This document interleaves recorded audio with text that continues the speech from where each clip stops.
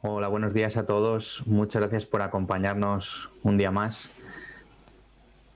Soy Alejandro García Armida, director de las iniciativas de Inbau en España y en Portugal, con el apoyo de Richard H. Driehaus.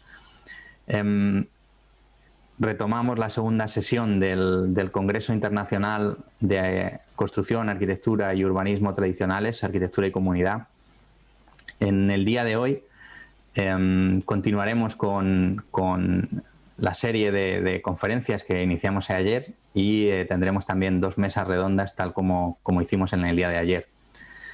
Si nos acompañaron ayer y tuvieron problemas con su conexión, sobre todo al principio de la jornada, no se preocupen porque hoy en principio se ha ajustado la emisión para que no vuelva a ocurrir esto y esperamos que sea más fluido.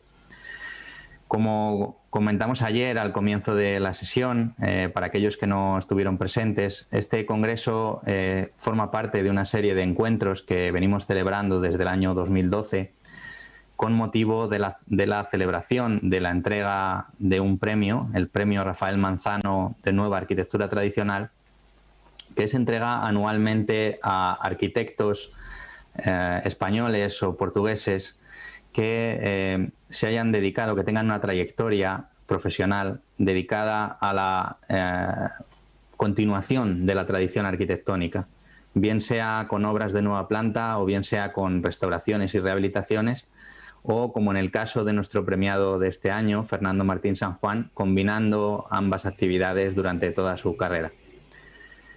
En este premio forma parte de un conjunto más amplio de actividades que se desarrollan, como decía, desde Inbau gracias al apoyo de Richard Driehaus, y entre ellas pueden encontrar el concurso de arquitectura Richard Driehaus, los premios de las artes de la construcción dedicados a maestros artesanos en distintas categorías profesionales. Tenemos también las becas de formación con esos maestros artesanos, las becas Donald Gray, la Red Nacional de Maestros de la Construcción Tradicional, un directorio nacional que recoge a los principales maestros dedicados a la construcción, a los distintos oficios de la construcción en nuestro país. Y todo ello se desarrolla gracias a la colaboración de una serie de instituciones, entre las que me gustaría destacar también a la Fundación ECAVA y a la Fundação Serra Enríquez de Portugal. Y en estos seminarios se celebran anualmente, presencialmente, en la Escuela de Arquitectura de la Universidad Politécnica de Madrid, donde yo imparto clase, y desgraciadamente este año no ha podido ser así, tiene que ser online, pero por fortuna esto permite que gente de todo el mundo pueda seguir también este evento, cosa que no es tan sencilla en otras ocasiones. Esperamos que disfruten del programa que hemos preparado también para el día de hoy. Si quieren más información sobre el resto de contenidos de este congreso, aquellos que no han entrado dentro del programa en vivo, pueden consultarlos en la propia página web del congreso. Están colgadas muchas otras presentaciones que esperamos que también sean de su interés. Durante la próxima semana seguiremos colgando nuevos contenidos en esta página, incluyendo más presentaciones relacionadas también con los temas que se verán en la jornada de hoy. Igualmente, los contenidos seleccionados para este congreso estarán en su mayor parte publicados dentro de una nueva revista que hemos creado, Journal of Traditional Building Architecture and Urbanism, que se publicará también durante la próxima semana y estará disponible también en la página web. Para más información sobre todas estas iniciativas, lo mejor es que entren a la página del Premio Rafael Manzano o a la página de Inbau España, y desde ellas podrán acceder a todas ellas. Bien, muchas gracias a todos por acompañarnos. Comenzamos el programa de hoy con precisamente el ganador del Premio Rafael Manzano de este año, Premio Rafael Manzano 2020, Fernando Martín San Juan. Como decía, dedicado tanto a la obra nueva como a la restauración durante toda su trayectoria y trabajando fundamentalmente en su ciudad, en Écija, ciudad que ha conservado de una manera fantástica, intentando durante todos estos años trabajar con las formas, con los materiales, con las técnicas, con el lenguaje propio de la ciudad, sin intentar imponer ningún lenguaje pasajero, ¿no?, propio de cualquier moda, sino intentando hablar el lenguaje del propio lugar. Gracias, Fernando, por acompañarnos. Muchas gracias a vosotros por vuestra invitación. También soy muy agradecido y quería en esta ocasión agradecer al jurado la consideración que ha tenido para con mi trabajo y muy especialmente a Richard Driehaus por su generoso mecenazgo. Y gracias a todos vosotros, a ti, Alejandro, a Rebeca. El apoyo que he tenido en todo momento ha sido impecable. Así que muy agradecido de estar con vosotros. Muchas gracias.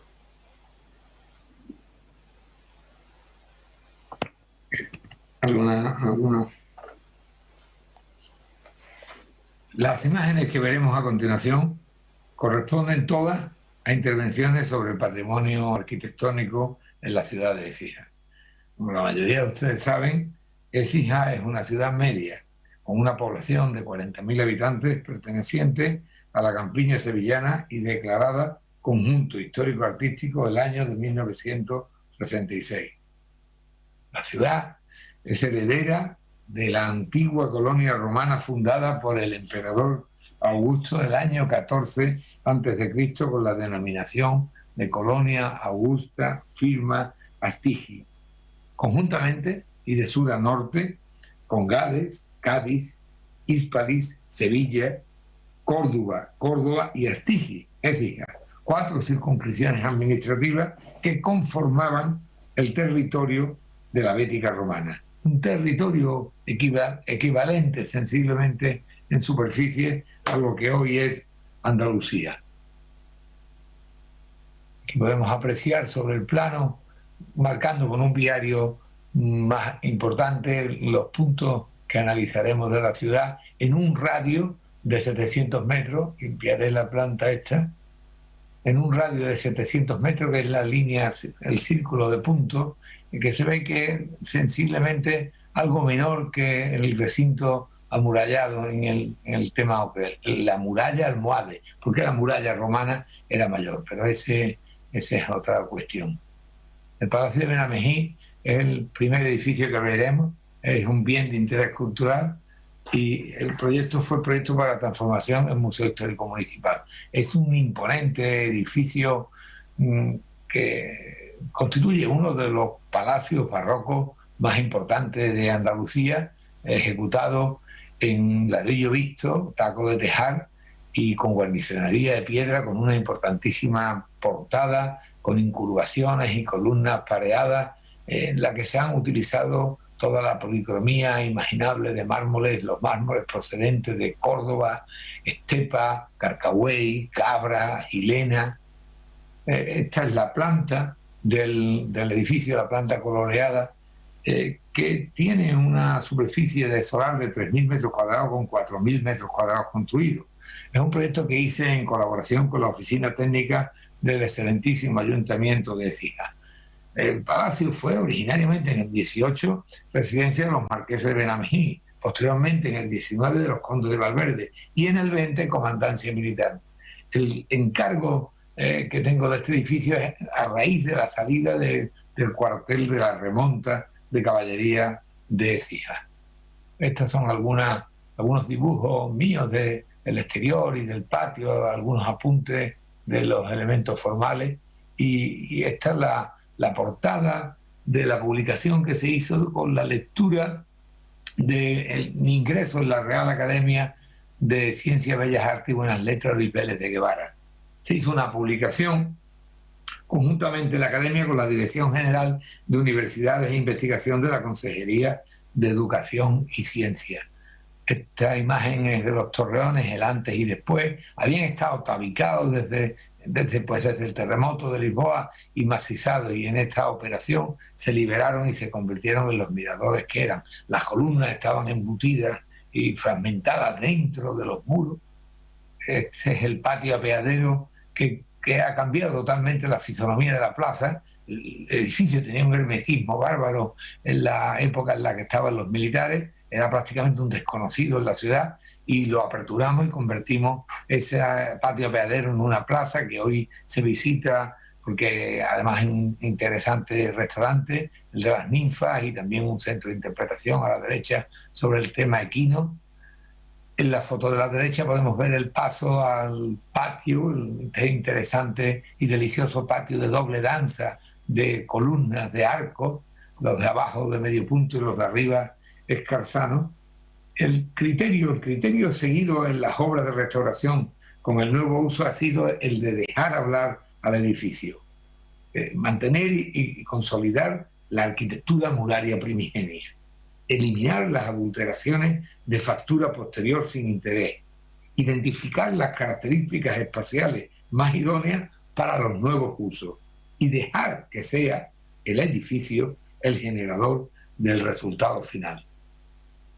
Aquí podemos apreciar las salas dedicadas a más grandes, con los espacios servidos con el vano en torno a 6 metros y los espacios de tránsito con vano en torno a 3 metros, que también son para circulación, espacios servidores, pero con piezas. El Palacio de Santa Ella es el siguiente, es un edificio que se ha convertido, también tiene un cambio de uso, en club social. Sobre una planta de 2.000 metros cuadrados y 1.600 metros cuadrados construidos, elaboré un proyecto conjuntamente con Javier Madero y Alberto Gutiérrez, en el que tratábamos este edificio que es un edificio barroco, un palacio barroco curiosísimo, al que atraviesa una muralla almohade de este a oeste de 75 metros lineales, dejando un espacio intramuro, la zona noble, y en el espacio extramuro hacia el sur, la zona de esparcimiento, piscina y celebraciones propias de clubes al aire libre. Son apuntes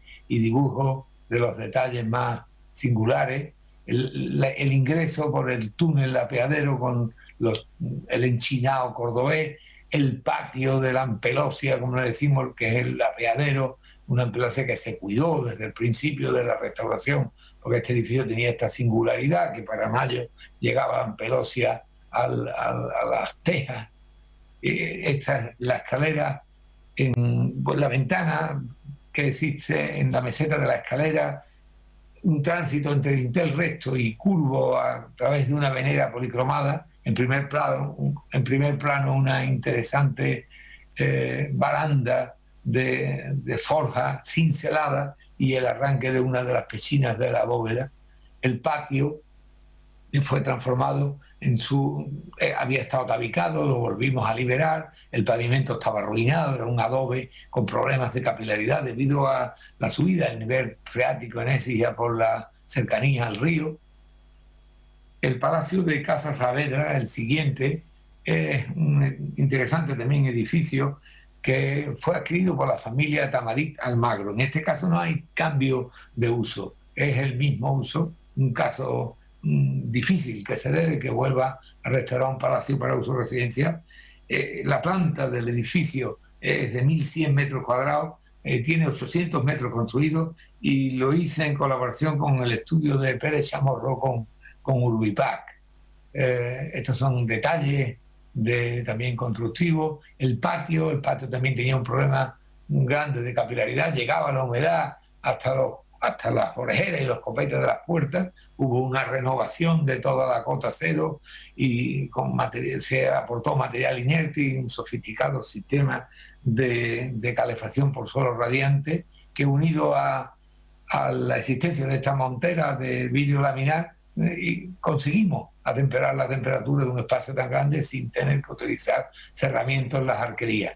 Esta es la zona posterior de que había sido objeto en el año 29, cercano a la Exposición Universal de Obras Neonazarí, que en la restauración consideramos que, aunque eran obras posteriores, tenían una cierta singularidad, que formaban parte de la seña de identidad del edificio, y las mantuvimos. La Casa Hosto, que es la siguiente, es una casa de nueva planta, muy cercana a la iglesia de Santa María. La portada de la casa queda a mano izquierda y podéis ver el dibujo de la portada, que es una portada tipo retablo que ejecutamos con piedra, trabajando a hueso, tanto las pilastras como las dovelas con juntas de plomo.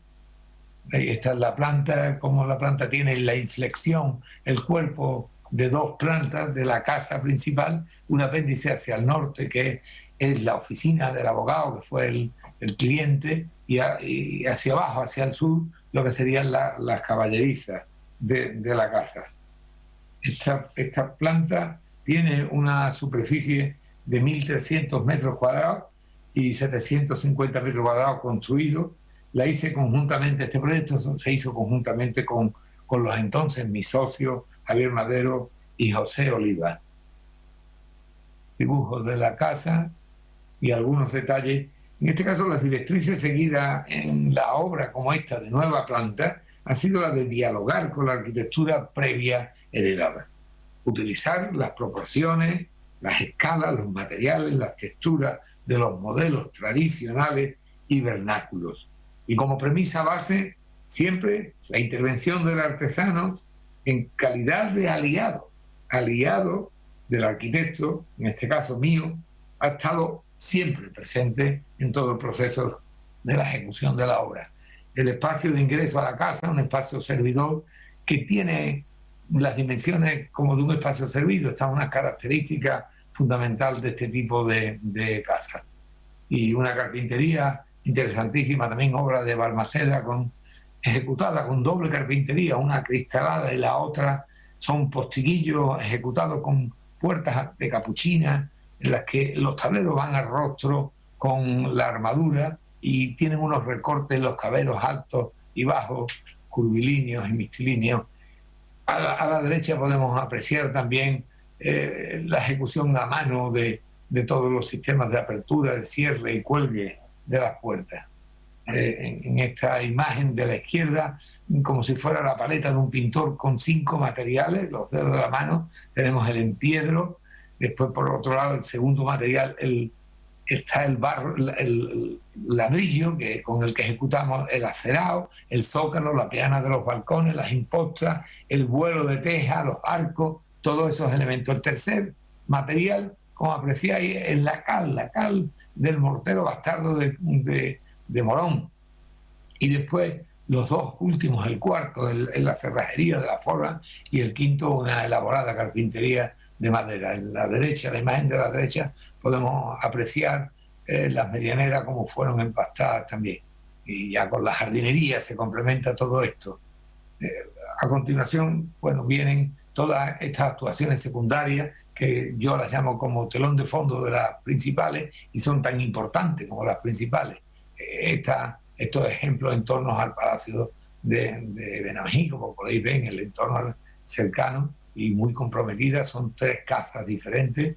Esta otra de la Casa Cobante, en la que en el apeadero hicimos volar una galería sobre la parte descubierta con objetos de no atravesar las habitaciones y un mosaico que recuperamos. El fondo de perspectiva de la calle La Marquesa con la iglesia de los Descalzos a la derecha, que nos permite ver al fondo la casa Caracuel, que es una casa de nueva planta que reconstruye una casa que estaba en ruina, pero conservamos la reja, el herraje del balcón, los arranques de piedra de la puerta. A mano izquierda, la casa Morón, que se hace y se construye soportada sobre un testigo de la muralla que quedaba limitando con el arrabal oeste, y se entra a través de esa muralla. 2 casas en el agua abajo, de muy interesante factura, encaladas desde el vuelo de teja hasta el encuentro con la acera. En la calle Mármoles, un decumano que nos llevaba este-oeste, de ahí el nombre, la toponimia Mármoles, hacia lo que era el minarete de la mezquita al fondo, donde hoy está la Torre de San Gil, una de las casas que está a la derecha y que se da la mano con la del Duque de Almenara Alta, en un sitio muy comprometido. Este tipo de galletas de premios de los amigos de SIA a defensa del patrimonio es un tema muy interesante también de analizar. La casa Víctor, en la cercanía de Santa María, a la izquierda, con un interesante patio pequeño de 7 por 11 metros que da un juego a un programa para funciones de verano y de invierno típico de estas casas andaluzas. Una actuación en el salón, en lo que es la plaza principal, en lo que eran los miradores adosados a San Francisco, en cuanto convertido en un comercial. Y esta es una interesante imagen de la casa Morejón. Son las cubiertas que hay abajo a la derecha, en las que no se aprecia la edificación de la casa. La sutileza de comentar sobre las cubiertas y los tejados, cómo dialogan con las circundantes. Sin lugar a duda, este tipo de intervenciones sobre la ciudad histórica requiere de una sutileza especial. Walter Benjamin los llamaba lugares de ensoñación, el lugar de la memoria, decía él, y abundaba diciendo que los lugares de la memoria son el espíritu genial de la historia que prevalece sobre nuestra geografía. Un par de ejemplos, ya para terminar, son en la zona ya de periferia, que la Casa Elvira, aquí veis este caserío, con un juego de una planta y media y 2 plantas que se resuelven con tejado de teja, los limatones y las cumbreras encaladas, como encajan unos contra otros, y todo lo que va en sobresaliente va terminado en Almagra. Y después la Casa Lola, Doña Lola, que es una galería muy tradicional, apilastrada, con un artesonado de madera y tendido por tabla, y terminar con el cortijo de Cárdenas, un interesante cortijo que está en la salida hacia Sevilla, compuesto por un volumen de una planta, un volumen doble de 2 plantas, y el torreón también encalado y con todos los elementos sobresalientes en Almagra. Con este ejercicio terminamos y pido perdón si me he dilatado algo más de la cuenta. Muchas gracias. 10.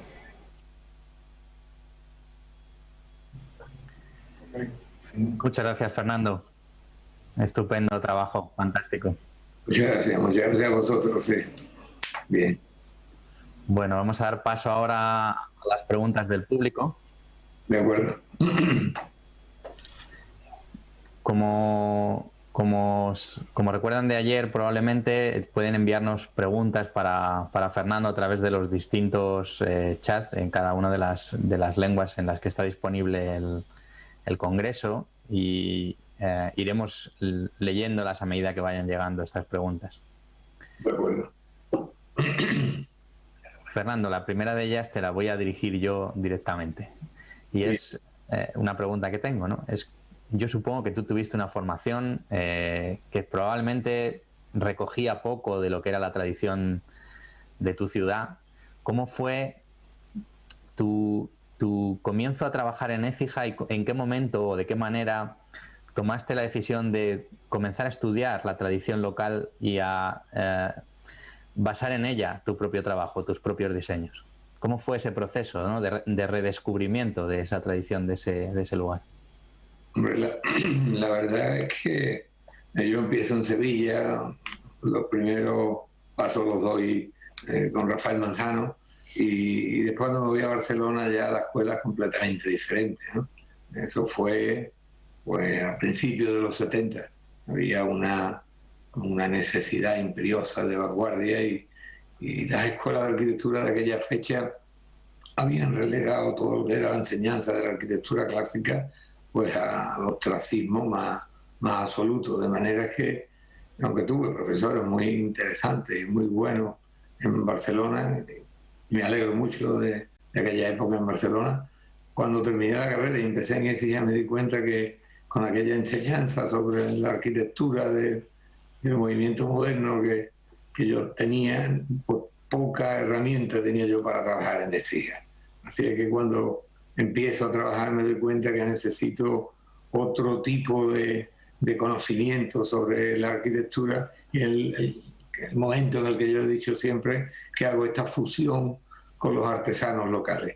Es una fusión que entiendo necesito para poder hacer la lectura previa del lugar. Cuando digo lugar me refiero del edificio, lugar histórico, porque como dice Rafael, las claves genéticas de cada edificio las tienes que estudiar muy bien y tienes que conocerlas para desentrañar lo que la verdad es lo que demanda el propio edificio, porque en definitiva yo entiendo que la intervención sobre el patrimonio heredado es una operación de dejar casi siempre hablar al edificio. La solución está casi siempre implícita en la lectura. Entonces, claro, ¿qué te quiero decir? El trabajar muchísimo con el lápiz, el estar muy encima de las obras, el resolver los problemas más en los talleres artesanales, incluso que en la propia obra, ha sido un poco una metodología que yo me he ido inventando y he ido llevando a cabo conjuntamente con ellos, con los artesanos. Muchas gracias, Fernando. Muy interesante ese proceso, que supongo que será el de muchos otros de los que nos estén siguiendo también en el día de hoy. Llega aquí una pregunta de Julia Villa, que es ¿cómo reciben los vecinos de Écija estas obras tan bien integradas en el casco histórico de la ciudad? Bueno, la verdad es que además estos días atrás, como os he comentado, está todo el mundo con la noticia esta bastante impresionado, en el sentido de que yo agradezco muchísimo, como he dicho antes, al jurado la consideración al trabajo, pero no solamente por mi trayectoria profesional, por lo que supone este premio, que sin duda ya es el más importante de mi carrera, sino también por la divulgación del nombre de mi ciudad, ¿no? A la que yo en realidad le debo tanto, que yo siempre he dicho que he tenido mucha suerte con tener la oportunidad de tocar edificios y lugares tan importantes como bienes de interés cultural, y entonces pues en Écija están encantados con la noticia. El otro día estuvieron entrevistando la televisión comarcal y yo encantado, ¿no? Encantado de participar en este premio con todo el mundo. Y después también la ciudadanía, esto de la arquitectura de la comunidad, ¿no? El edificio no es nada, el edificio, vamos, sí es, quiero decir, como es de verdad el edificio importante, no es aisladamente, sino conjuntamente con otros edificios. No el edificio de la ciudad, sino el edificio en la ciudad, interactuando con los otros. Y esta es esta oportunidad, por eso presenté el trabajo de esta forma, todo en Écija y no seleccionando ejemplos de otras ciudades también, que en estas décadas, lógicamente, he hecho, ¿no? He dedicado todo el tema a mi ciudad. Muy bien, muchas gracias, Fernando. Nos llega otra pregunta de Robert Adam, que pregunta cuál es la relación que tienes con los técnicos dedicados al planeamiento dentro de la ciudad, si tu trabajo, el tipo de trabajo que haces, tiene buena acogida por parte de la administración local. Sí, yo incluso fui director del Departamento de Casco Histórico del Ayuntamiento de Écija, pues ya que hay que hablar en el tránsito de un siglo con otro, ya tengo que hablar de esta manera.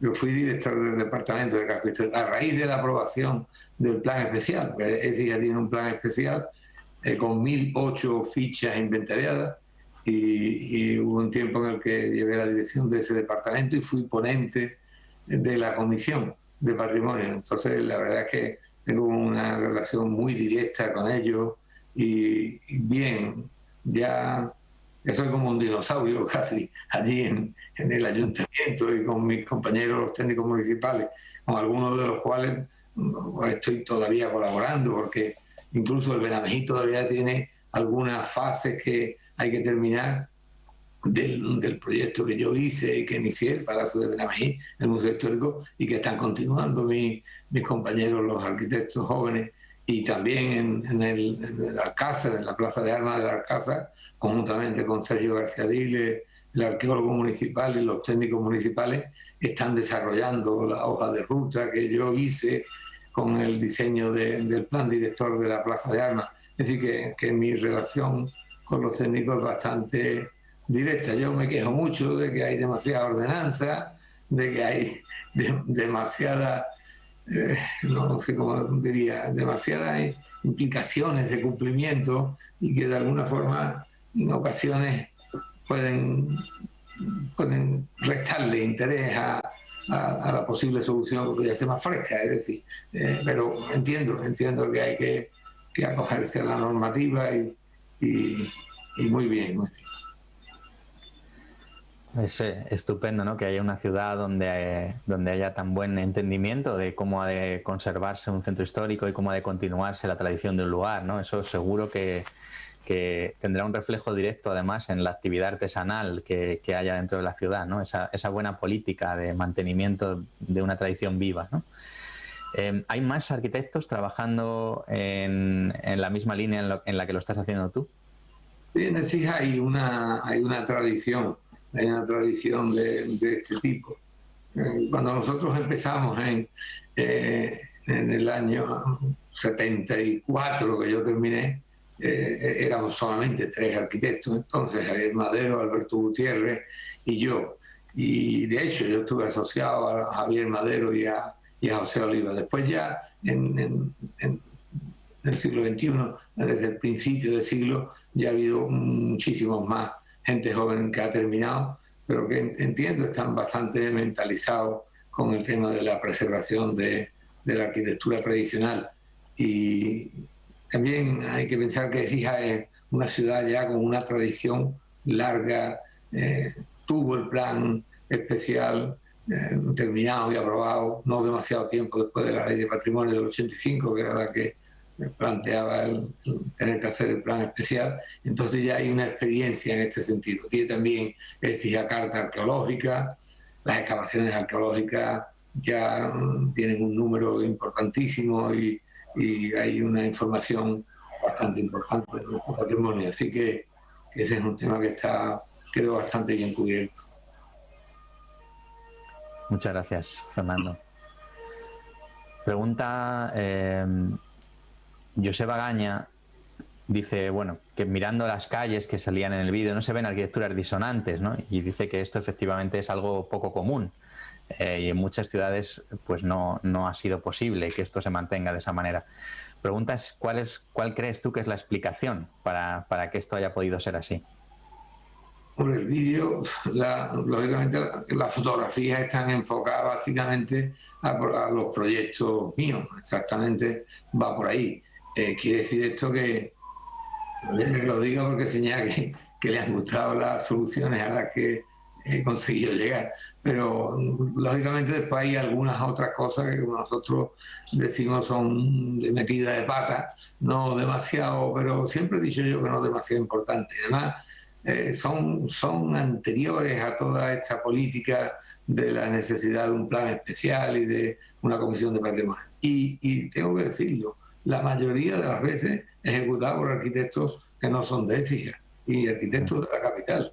¿Entiendes? Son los típicos proyectos estos que encarga un banco y el proyecto se hace fuera de Écija y entonces se nota que hay otra sensibilidad. Pero en general entiendo yo que el casco está cuidado. Hay algunos edificios ahora que necesitan una remodelación, como el proyecto de las casas consistoriales del ayuntamiento, algunos miradores, como llamamos nosotros, de los palacios a la plaza.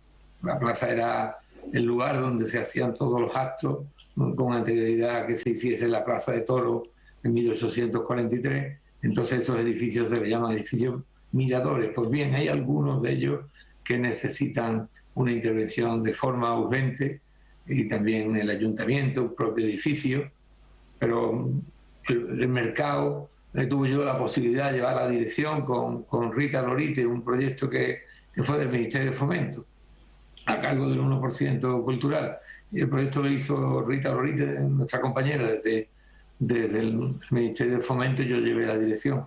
Se terminó ya el Teatro Municipal San Juan, que hizo mi abuelo de San Juan hizo teatro como constructor y como empresario. Pues ese también llevé la dirección y el proyecto con Javier Madero y José Oliva. El museo que es el edificio del Palacio de Benamejí, que habéis visto, y algunos otros como edificios que se han recuperado para sede de club social, como es el Palacio de Santa Ella. O sea, había una operación de integración de nuestras tipologías en la vida de la ciudad bastante significativa. Yo os invito a que vayáis, y además tengo pendiente que vengas tú personalmente, que habíamos quedado en vernos en Écija, me lo debes. Encantado, sí, sí. Espero poder hacerlo pronto. Bueno, siguen llegando más preguntas. Pregunta Íñigo Coveta, ¿hasta qué punto consideras extrapolable una experiencia tan buena como esta que hemos visto que se ha desarrollado en una ciudad como Écija a ciudades de mayor tamaño? ¿Crees que funcionaría de la misma manera? Hombre, verá, Écija que tiene una escala ideal, ¿no? O sea, los expedientes, esos que hemos visto, están más o menos dentro del ámbito de la muralla almohade, que está en torno a 40 hectáreas. Pues aunque la ciudad es bastante mayor y existe una serie de barrios extramuros, pues la densidad de edificios inventariados en ese extramuro no es tan densa, ¿no? Es decir, que tiene una escala ideal para poderla controlar. En ciudades más grandes, lo que le pasa a Sevilla, por ejemplo, Triana nada más, quiero recordar que tiene 700 y pico claves inventariales, Triana, y es una ciudad al otro lado de Sevilla, en la otra Sevilla, ¿no? Aunque Sevilla también, pero ya tiene su autonomía propia. Y quiero decir con esto que la forma de que sea extrapolable este ejemplo es a base de ir fragmentando en planes especiales de menor tamaño y en áreas mucho más controlables, ¿no? Si no, de otra manera sería difícil. Muchas gracias. Bien, preguntan varias personas ya, Manuel JC, Marjorie Han, preguntan por la situación de los oficios en Écija y también por la colaboración que has mencionado, ¿no? con maestros artesanos en tu trabajo. ¿Cómo es esa colaboración y cómo es tu experiencia con los artesanos dentro de la ciudad? Hombre, quedan todavía, artesanos quedan, y hay carpinteros fantásticos. Uno de ellos, Miguel Ángel Balmaceda, que fue premio en 2019 de las artes de la construcción, y hay también gente muy buena trabajando en la cantería, marmolistas, sobre todo alarife, como yo les llamo todavía. A mí me dicen que yo soy un arquitecto gremialista, porque la verdad que me junto mucho con ellos y estoy mucho en los talleres y hacemos los detalles a escala natural. Gente como Alberto Rodríguez, el Bomba, en la Forja y otros muchos también, ¿no? Entonces, la verdad es que se defienden bien en cuanto a lo que es el trabajo local, no demasiado bien como para este trabajo llevarlo fuera a otras ciudades, pero sí en lo que es el ritmo de la ciudad. Yo también me muevo bastante por ciudades como Fuente de Andalucía, Carmona, Osuna, incluso Palma del Río. O sea, hay una población, ciudades más media, ¿no? Ninguna de ellas es pequeña. En total pueden hacer un área entre todas ellas de en torno a los 200.000 habitantes, porque decía, nada más tiene 40, pero con el conjunto de ese cinturón de ciudades. Entonces colaboro también con los artesanos de las distintas ciudades medias estas, que para mí tienen todavía un estilazo y saben bien hacer su oficio. En relación con la pregunta anterior, ¿no? ¿Cuál crees que sería la vía para conseguir que estos artesanos tuvieran una mayor demanda en su trabajo? Hombre, yo hay siempre un arquitecto que a mí me llamó la atención y le seguí la pista muchísimo desde los 70, que, bueno, no sé si era arquitecto, da igual, era Donald Gray. Yo le seguí la pista a él y él hizo lo de la escuela taller esta de Lebrija y hizo esa arquitectura tan importante, como hablaba Rafael Manzano de él, que era el último brujo que había conseguido hacer las mejores tipologías de arquitectura popular española. Y creo que era australiano, Donald Gray era australiano. Bueno, era un arquitecto de la forma, ¿no? Y ¿qué hizo él? Aquella escuela, aquella escuela taller, algo de esto sería importante, ¿no? De hacer en estas ciudades medias, porque si no, desafortunadamente, el final puede ser dramático, porque todos estos, la mayoría de ellos, yo he trabajado en algunos casos con el abuelo, el padre y el artesano, o sea, con tres generaciones, ya es el caso de Balmaceda, ¿no? Y entonces, pues, sería importantísimo plantear lo de las escuelas taller. Y también me parece muy interesante, hablando de Donald Gray, la beca extra Donald Gray, porque esa forma, el aprendizaje directamente en el taller, que es como ellos aprendieron, creo yo que es la única manera. La escuela de arte y oficio le vendrá muy bien como un baño general, pero necesitarán estar directamente en el taller, trabajando con el maestro, como siempre se ha aprendido esto. Muchas gracias. Eso sobre todo en cuanto a formación, pero en cuanto a la demanda, ¿qué podríamos hacer, ¿no? para incrementar la demanda de su trabajo?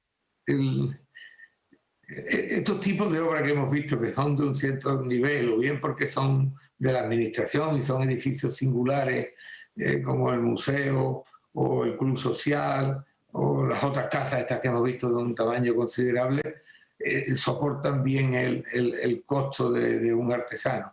Lógicamente, en proyectos de otra envergadura, si te digo la verdad, pues lógicamente el precio, pues en algunos casos se hace difícil. Entonces, yo siempre planteo con ellos la posibilidad de hacer un modelo que, sin perder la esencia, trabajen con los mismos materiales, la misma madera, el mismo hierro, todo igual en la forja, pero simplificando los modelos, extrayendo unos modelos más actualizados y que, como decimos nosotros, entren en precio. Yo, de hecho, con Miguel Ángel he hecho unos estudios con las puertas capuchinas, con los portones de entrada montados en punto y en nada, las puertas capuchinas que van la armadura de la puerta y los cuarterones a rostro, o sea que vamos simplificando un poco el lenguaje y va entrando en precio, ¿no? Porque este es un tema, si no tendría que estar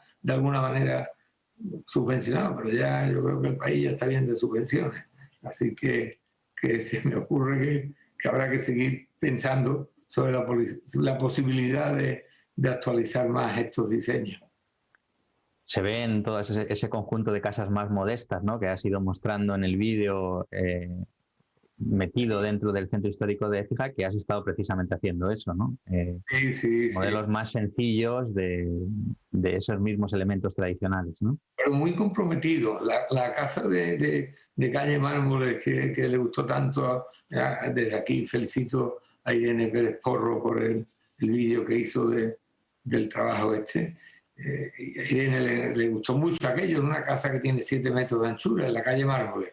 Yo siempre digo que una casa de esas es tan comprometida como una casa grande, porque es aquello del puzzle, ¿no? Si te falta el puzzle, o aquello de la dentadura, si te falta una pieza y tienes una carie, es que es inadmisible. Los conjuntos históricos tienen esta cosa de que una sola pieza puede fastidiar el conjunto. Esta casa de calle Mármoles, yo explicaba, es un decumano antiguo, mármoles, la toponimia viene de la cantidad de mármoles que salían cada vez que se hacía una obra allí, y al fondo está la Torre de San Gil, que es precisamente el soporte del minarete de una antigua mezquita. Pues la casa que para colmo se da la mano con la casa del duque de Almenara, necesariamente hay que hacerla bien, muy bien, y es una casa pequeña. ¿Cómo lo consigue? Utilizando los materiales tradicionales, utilizando las técnicas tradicionales, las escalas, las proporciones, los vanos de dinteles, ajustándolos. A mí no se me caen los anillos por tener que utilizar todo este lenguaje, porque me parece que es lo que está demandando no solo el cliente de esa casa, sino el lugar y la ciudad entera. Entonces, entiendo que en esto de las escalas, todos son puntos importantes en una ciudad histórica. Muy bien, muchas gracias, Fernando. Llega otra pregunta de Sergio Cobos. Me pregunta cómo piensas que podrían las escuelas de arquitectura establecer puentes con las artes y los oficios, con la enseñanza de las artes y los oficios. De la misma manera, ¿no? Yo ayer escuchaba a Cosío, ¿no? Al director, uno de los catedráticos de la escuela, hablar de que en la Escuela de Madrid se han implantado algunos talleres y para hacer trabajo así específico. Entiendo que de esta manera debería de haber unas aulas, que la verdad es que no conozco demasiado bien cómo está ahora la programación de asignaturas en la escuela, pero debería haberla en la que los artesanos tuvieran muchísimo que contar. Digo muchísimo con intención, porque ocurre que, claro, terminas en la escuela y se desconocen muchas de estas técnicas que después estos lugares como Écija, como las ciudades históricas, van a demandar. Así es que yo pienso que ellos, los artesanos, podrían integrarse de alguna manera a una serie de asignaturas prácticas en las escuelas de arquitectura y aparejadores también, arquitectura técnica. Muy bien, gracias. Pregunta Enrique de la Peña si crees que sería posible y efectivo que las administraciones públicas exigieran en los contratos públicos un apartado dedicado a aplicar técnicas constructivas y materiales tradicionales dentro de los proyectos, es decir, que si esto se podía de alguna manera regular para que fuera preceptivo. Bueno, la verdad es que sí. El tema también que está ocurriendo mucho en las ciudades de la alteración de los pavimentos, esto es un tema que conocemos, ¿no? Con la sustitución de las redes de saneamiento, de las redes de abastecimiento. Los proyectos se hacen algunas veces por empresas, con esta manera de llave en mano, y entonces ¿qué ocurre? Pues que no hay ese control que debía tener la administración, un control de seguimiento, de aunar criterios de cuáles son los materiales que se van a utilizar, o incluso si se desmontan materiales tradicionales que vuelven otra vez a reutilizarse. ¿Cómo se haría esto? Esto tiene que ser a través de las administraciones públicas que planteen una serie de requisitos y una serie de comisiones de seguimiento al respecto, que no sean simplemente las de carácter volumétrico y de cumplimiento de normativas, sino también los aspectos plásticos y que es lo que estás refiriéndote, ¿no? Muy bien. Pregunta el propio Miguel Ángel Balmaseda, de quien ya has hablado, precisamente está aquí con nosotros, y pregunta cuáles consideras que son los rasgos más vernáculos, más propios de la ciudad de Écija. Hombre, siempre te remite a los materiales. Lo de la paleta del pintor, que yo muchas veces he dicho comentando, los mimbres para hacer el cesto. O sea, pues eso es lo más característico. O sea que en realidad, si nos fijamos bien, con muy pocos materiales, o sea, los empiedros, algunas veces lo he comentado, los empiedros en el pavimento, el ladrillo taco de tejar del barro de Écija, que ya se utilizaba en la antigua colonia romana, que se utiliza para todo. Se utiliza para hacer arcos, para hacer acerados, para hacer zócalos, impostas, cornisas, el ladrillo tendido por tabla, que es el ladrillo que se utiliza en los artesonados.